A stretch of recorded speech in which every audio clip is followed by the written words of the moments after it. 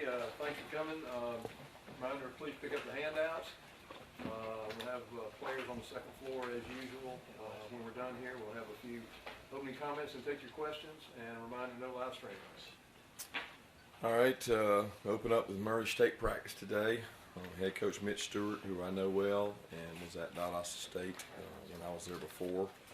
He's been part of Chris Hatcher's staff and kind of played for Chris and got a lot of respect for the job he's been able to do there at Murray. Also excited about this weekend with the naming of Dooley Field. I think that's a tremendous honor for him, one that he deserves, and one that so many Dog fans can associate with through the history that he's done. And his family, his wife Barbara, have been such a great part of the Athens community and the University of Georgia. Such a great honor for him. So we're excited to do that as well this weekend. With that, I'll open it up. On Coach Dooley, do you remember what, obviously you played for Coach Goff and were recruited here. Do you remember what your first interactions were when you first kind of met Vince Dooley? As a player, he would come in and talk to the team. Annually, he would come speak to the team in the team meeting room when we played for Coach Goff, and I remember that. I had some interactions with him on Student Athletic Council and things like that, but he's always been tremendous to me. My first real meaningful interactions were probably at LSU when Derek was coaching, and he would come over to games and be around the staff, and been up at the lake where my parents live, and they had a home up there. So Coach Dooley's been unbelievable to my family, my parents, and also to me. So just honored that he could do this and that we could get the field named for him. Kirby, how much do you use external things as motivation? I mean, the SEC East, you saw Tennessee, South Carolina, Missouri all go down as either favorites or decided favorites. Do you use that for motivational stuff, or would you this week, or do you motivate more from within? Yeah, nothing that those programs have going on has anything to do with us. I mean, we're 100% concerned with the improvements we have to make. We've got so much work to do from a discipline standpoint, timing and passing game, a lot of things to work on that our focus is us and our opponent, Murray State. How much was some of the issues you just spoke of, first game typical, or what issues are those? well, some of the, you said about some of the discipline issues and issues, things of that nature that you were, much of that first game? Some decision making, some aggressive, some just poor decisions. I mean, each one different, because sometimes being aggressive is a good thing. It can help you, and sometimes making poor decisions kills you in big moments. You can't have them, so you make sure you expose them to it. You try to put them in the same situation again, and encourage them to make better decisions. On the short yardage plays, I mean, it seems elementary. You got big, strong offensive linemen, great running backs, and 3rd and 1 and 4th and 1 don't happen. What's going wrong on those plays, and what's the fix? Is it getting to do a different play? Or? Well, we ran the same play earlier in the game and got it first. So if you look at it and analyze it, the exact same play was run in the exact same situation. It worked once, it didn't work once. So it really boils down to execution, making sure that each guy does his job, that you control the line of scrimmage, that you give yourself a chance to be successful. And we're always trying to improve in those. Kirby, when you look overall, when you watch the film, how did you evaluate the ability to affect the quarterback generally? Good in some cases and poor in some, which is usually the case every game. You wish you could do more. We had some good 4-man rushes that we got him out of the pocket and didn't contain him, and we had some that we did better than others. So it's usually the case when you play teams in the SEC. They've got a plan to get the ball out quickly. You got to have a plan to counteract that, and you've got to mix and mingle how much you rush more than 4. And you got to be able to rush 3 and drop 8. You really got to be multiple to be able to do it, especially this week with the Murray State team that's able to get the ball out quickly. What's the word on Curious Jackson? I think he was going to next week. Yeah, he's got a couple different breaks, but he's going to be out for a little while. He should be back in the club shortly, but we don't know how long he's going to be out. It could be 3 to 4 weeks, but it'll be week to week once we get him back. So he's going to get it repaired, and it was a tough hit he took right on the hand, and we'll get him back as soon as we can. Coach Aziz was out on one of those sites the other day for y'all. What did you see out of him that kind of helped him become that type of Effort, toughness, brings a great attitude every day to work. I mean, the guy practices his tail off every day, and I thought our defensive staff did a tremendous job of showing clips today of where guys had the same practice rep they had in the game, and they used a tool from the practice help them in the game, and it's just a great indicator of how practice carries over to games. Coach, Saturday, you were speaking about how this team hasn't scratched the surface of where they can go. So as you watch these guys, when are you able to see that potential of where this team can go this season, and also where's the areas of the team are? We got to improve in every area. I mean, we're and there's not an area that we're like comfortable. I don't think we're comfortable anywhere. I mean, you can say, well, we scored the opening drive. Are we comfortable there? No. I mean, we're not comfortable there. There's things we didn't execute well. Blocking on the perimeter. We had some good blocks on the perimeter. We had some missed blocks on the perimeter. Tackling.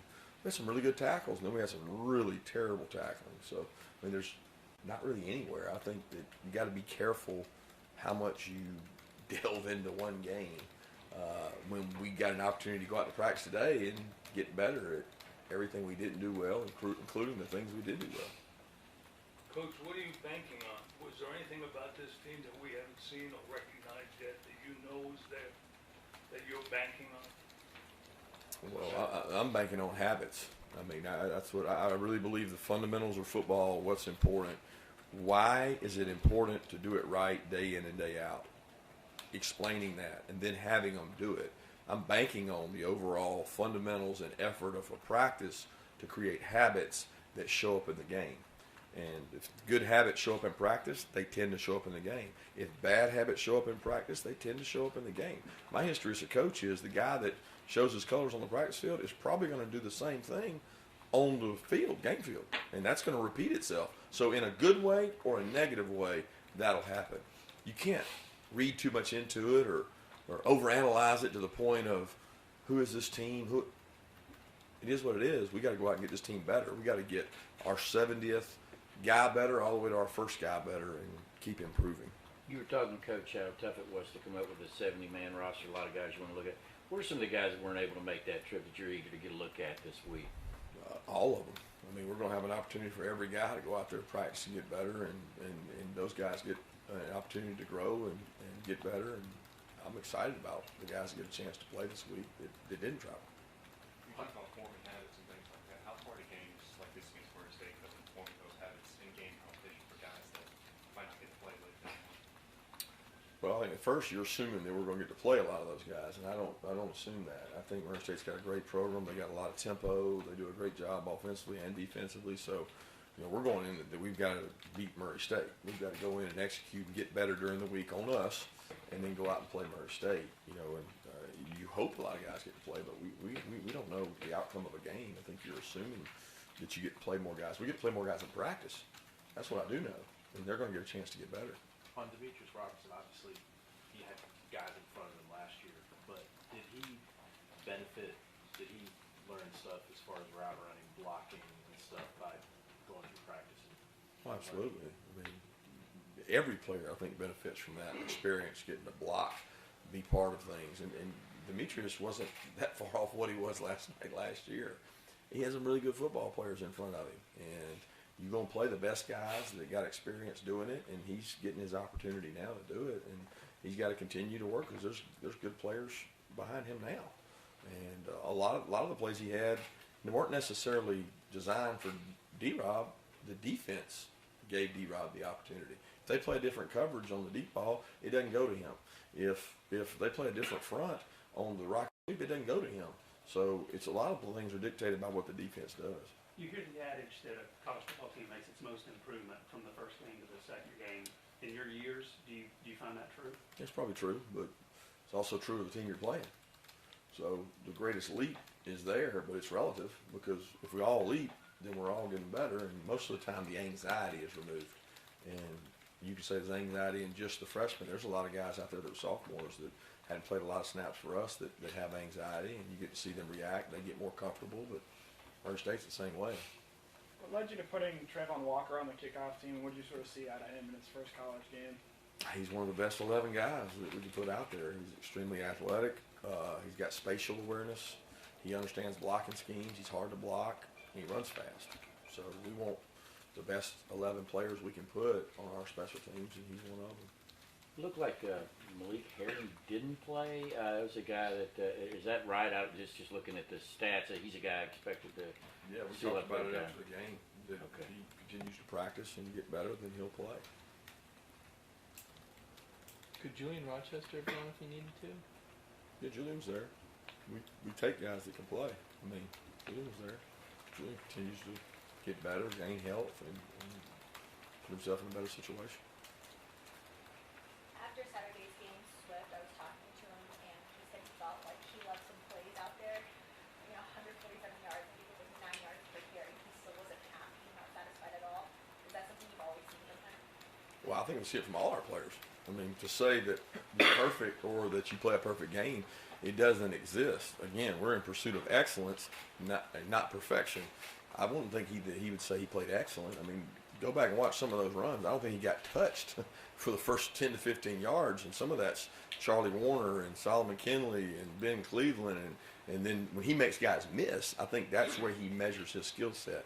He made a lot of people miss, but there's probably some opportunities in there where he could have made a different cut, got more yards, could have made maybe made a couple guys miss, and that's a great competitor to me, is trying to figure out what I can do better to help the team, not look at me, I had 9 yards of carry, how could it have been 11? At right guard, did Cade or Ben kind of pull away in the last game, or are we going to continue to see rotations? Oh, all those guys will keep working hard. They're developing. They compete. I'm proud of the way that group works. Hopeful to get Jamari back soon and get him out there competing. But all those guys have done a great job. What about guys behind Monty and Tay?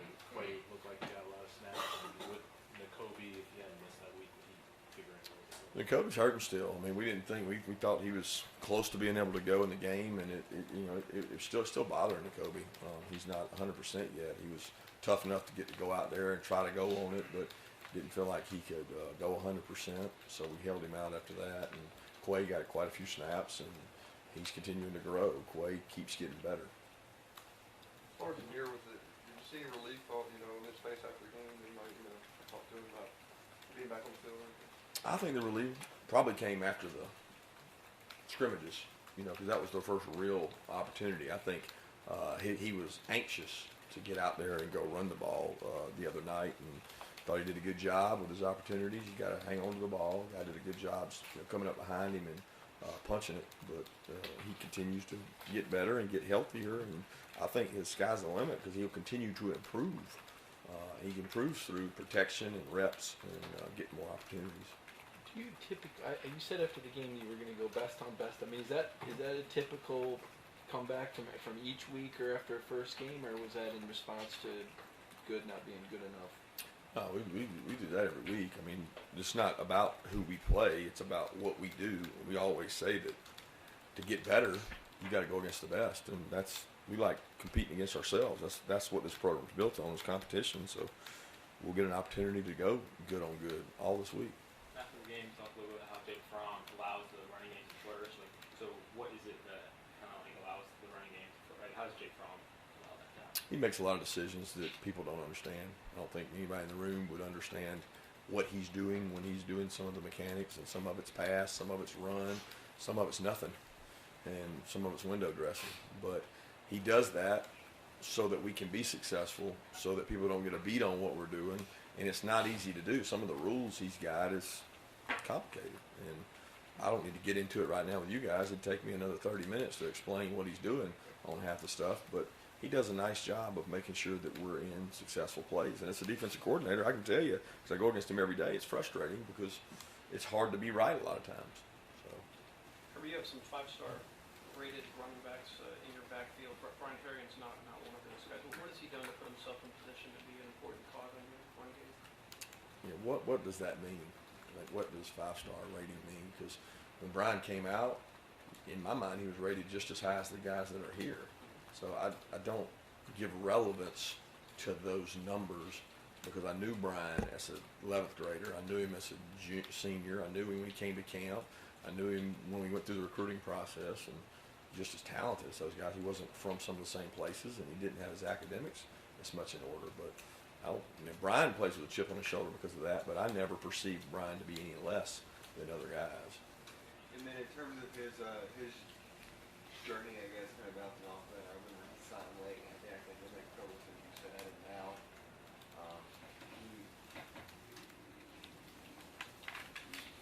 I mean, then now he's just on this track and starting it. Like, how's he kind of gone through that? What's his motivation?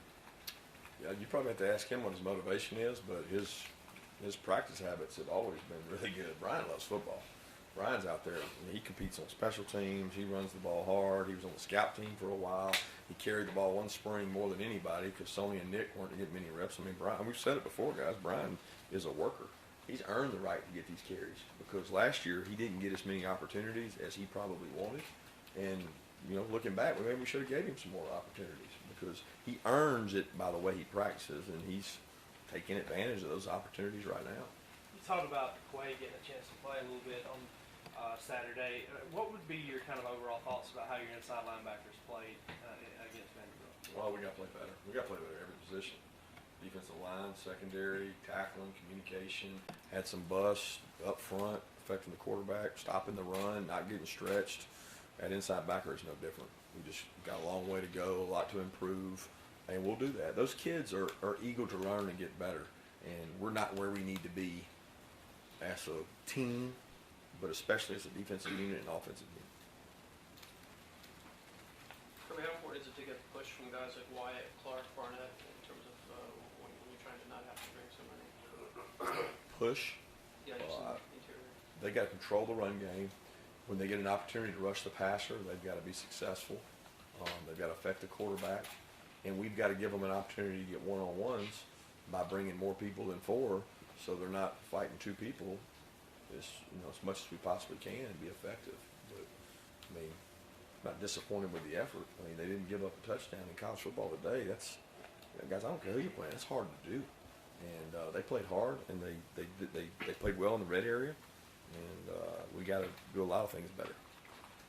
Was there anything you saw on film that you didn't see during the game? Were there any pleasant surprises that you maybe didn't pick up on? I can't say anything stuck out. I mean, I thought the movement up front was probably what I thought it was going to be. The guys are physical. I see them go against our guys every day. The blocking on the perimeter, I noticed it more in the game, but I was pleased for the most part. We got some guys that got to buy into that and know that perimeter blocking can make you really explosive offensively. Defensively, I thought the corners held up well and, didn't get an opportunity to make a lot of plays on the ball, but they covered guys well. I guess follow up on the Eli Wolf at fullback. He's a tight end. You line him up at fullback. That was goal line. It's goal line. That's what people do at goal line.